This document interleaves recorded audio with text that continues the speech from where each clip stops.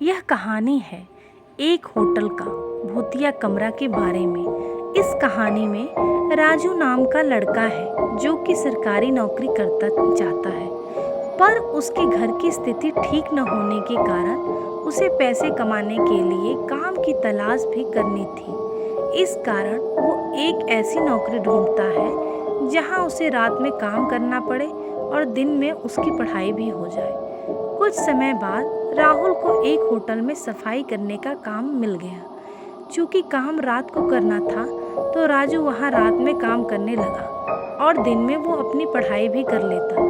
सब कुछ अच्छे से चल रहा था, पर एक रात राजू अपने काम खत्म करके आराम से बैठा था। तभी वहां पे उसके एक सीनियर आया और उससे बोला, तुम यहाँ आराम से क्यों बैठे हो? इस पर राजू ने जवाब दिया, सर मैं अपने कमरों की सफाई कर चुका हूँ इसलिए बैठा हूँ। फिर उसके सीनियर ने कहा, नहीं, आज तुम्हें होटल के सबसे ऊपर मंजिल पे 4 कमरे हैं, उनकी भी सफाई करनी है, जाओ वहाँ। इतना बोल के उसका सीनियर चला गया। फिर राजू ने होटल के सबसे ऊपर की मंजिल के 3 कमरों की सफाई कर दी और अंत में जो 4 नंबर का कमरा था वहाँ गया। वो बहुत ही आलीशान कमरा था, इतना खूबसूरत कमरा। राजू देख के उसे देखता ही रह गया। अभी तक किसी ने भी राजू को इस कमरे की खूबसूरती के बारे में नहीं बताया था। राजू ने थोड़ा ध्यान दिया तो उसने पाया कि ये कमरा तो पहले से ही साफ है, मगर फिर भी उससे वहाँ सफाई तो करनी ही थी। इसलिए वो वहाँ की चीज़ों को बड़े आराम से साफ करके उसके स्थान पे रखता जा रहा था। कुछ देर बाद राजू को ऐसा लगा उसके पीछे कोई खड़ा है। राजू ने पीछे मुड़ के देखा तो वहाँ कोई नहीं था। राजू ने सोचा, ऐसा वो कई रातों से काम कर रहा है और दिन में नहीं सो पाता, ऐसा इसलिए हो रहा है। और वो वापस अपने काम में लग गया। तभी अचानक उसे ऐसा लगा कि कोई उसके सामने से दौड़ के भागा।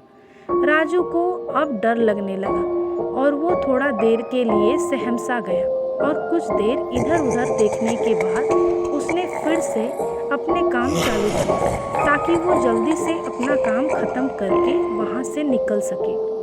और जब वो वापस काम करने में लगा तभी मानो जैसे उसके कंधे पे किसी ने हाथ रख दिया हो। राजू अब घबरा के चिल्लाते हुए उस कमरे से भागने लगा। तभी राजू का गला किसी ने जोर से पकड़ लिया और वो भाग नहीं पा रहा था।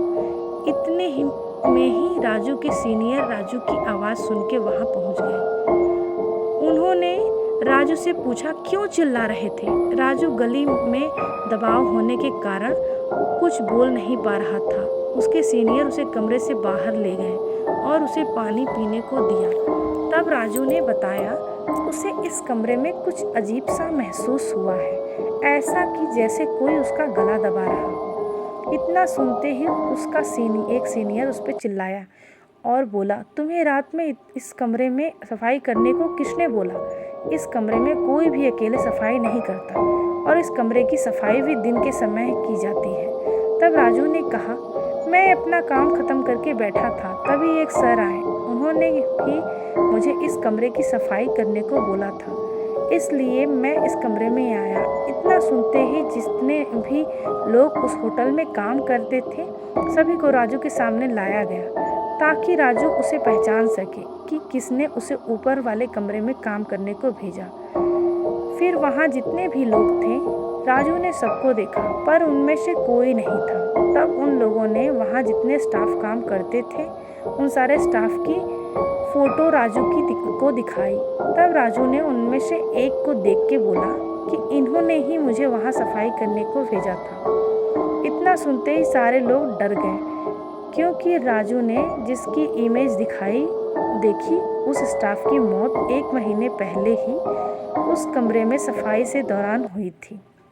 फिर राजू के सीनियर ने उस कमरे के बारे में राजू को बताया कि वह कमरा इस होटल का भूतिया कमरा है। करीब 1 साल पहले वहाँ पे पति पत्नी रुके थे और रात में पति ने अपनी पत्नी की हत्या कर दी। उसके बाद से ही उस कमरे में जो भी काम करने आता है उसे कुछ अजीब सा डरावना महसूस होता है।